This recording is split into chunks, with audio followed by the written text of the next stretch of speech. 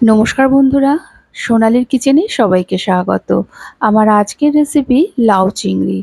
আমাদের প্রত্যেকের বাড়িতেই কিন্তু লাউ চিংড়ি কম বেশি হয়ে থাকে। অনেকে অনেক রকমভাবেই বানিয়ে থাকে। তবে আমি আজকে কিভাবে বানাচ্ছি আসুন দেখে নেওয়া যাক। লাউ চিংড়ি বানানোর জন্য এখানে আমরা 1 কিলো ওজনের লাউকে ঠিক এইভাবে এরকম ছোট ছোট ডুমো করে কেটে নিয়েছি। তবে লাউ কাটার আগে অবশ্যই ভালো করে ধুয়ে নিয়ে লাউ কাটতে হবে, কারণ রান্না করার সময় লাউ থেকে কিন্তু অনেক জল বেরোয়, তাই কাটার আগে ভালো করে ধুয়ে নিয়ে আমরা লাউগুলোকে কেটে নেব। এবার আমরা চলে এসেছি রান্নায়।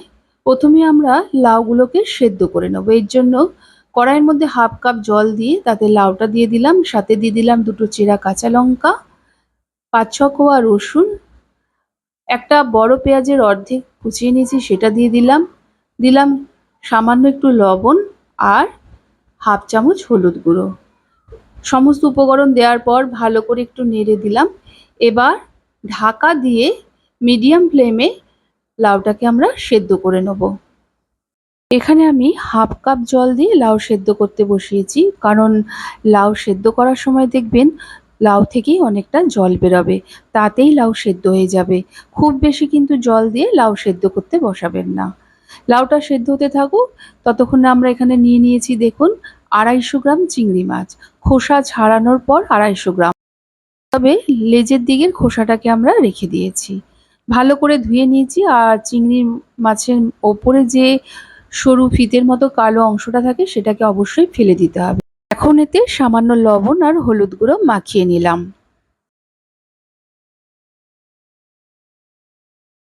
এদিকে দেখুন লাউ আমাদের কিন্তু সেদ্ধ হয়ে গেছে। দেখুন লাউ থেকে যে জলটা বেরিয়েছিল তাতেই লাউ কিন্তু খুব ভালোভাবে সেদ্ধ হয়ে গেছে।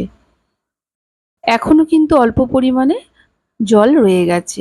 এখন এই জল সমেত লাউটাকে আমরা একটা পাত্রের মধ্যে তুলে নেব।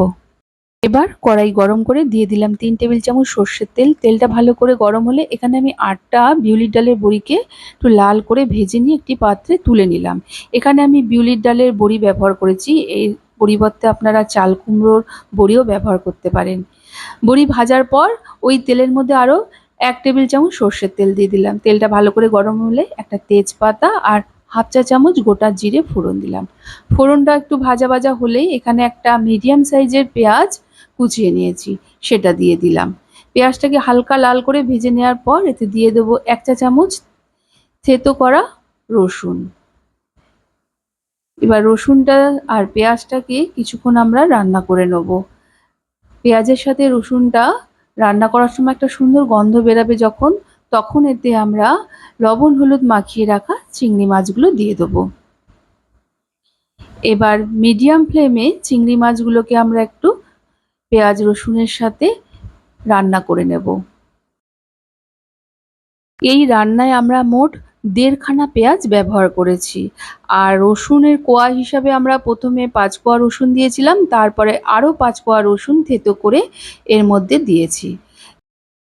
প্রায় 1 মিনিটের মতো পেঁয়াজ রসুনের সাথে চিংড়ি মাছটাকে একটু রান্না করে নেওয়ার পর এখন এতে দিয়ে দিলাম 3টে কাঁচা লঙ্কাকে এইভাবে টুকরো করে নিয়েছি সেটা, আর সাথে দিয়ে দিলাম 1/2 চা চামচ ঝাল লঙ্কার গুঁড়ো।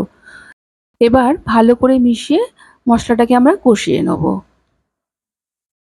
এখন কিন্তু আর হলুদ দেব না, কারণ আমরা চিংড়ি মাছের মধ্যে হলুদ মাখিয়েছি, আর লাউ সেদ্ধ করার সময়ও কিন্তু হলুদ দিয়ে সেদ্ধ করেছি। ভালো করে কষিয়ে নেওয়ার পর এখন আমরা সেদ্ধ করে রাখা লাউটা দিয়ে দিলাম। এবার ভালো করে মশলার সাথে মিশিয়ে নেব।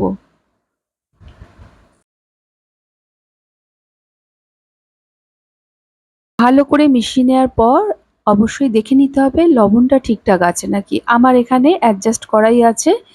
এখন এতে আমরা যে বড়িগুলো ভেজে রেখেছিলাম সেই বড়িগুলো একটু ভেঙে নিয়েছি, সেই ভেঙে রাখা বড়িগুলো দিয়ে দিলাম।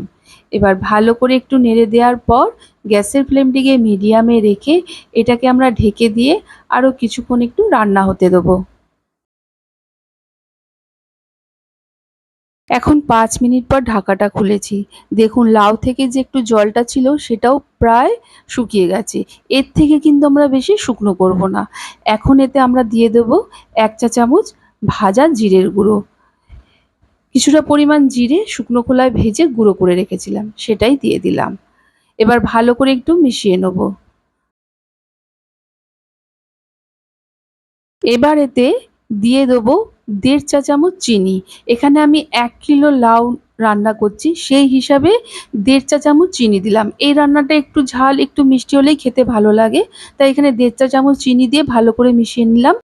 ঠিক নামানোর আগে কিছুটা পরিমাণ ধনেপাতা কুচনো দিয়ে হালকা করে একটু মিশিয়ে নিলেই আমাদের তৈরি হয়ে গেল লাউ বড়ি চিংড়ি।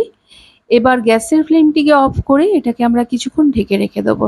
তারপর এটাকে আমরা সার্ভ করব।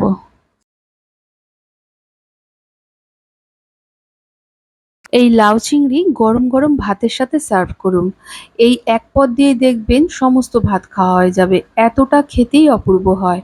কেমন লেগেছে আমার আজকের এই রেসিপি অবশ্যই কমেন্ট করে জানাবেন। ভালো লাগলে একটা লাইক আর প্রচুর শেয়ার করবেন। আমার চ্যানেলের নতুন বন্ধু হয়ে থাকলে প্লিজ আমার চ্যানেলটিকে সাবস্ক্রাইব করবেন। আজ তাহলে এই পর্যন্ত, দেখা হবে নতুন এক রেসিপির সাথে। সবাই ভালো থাকবেন, সুস্থ থাকবেন। ধন্যবাদ।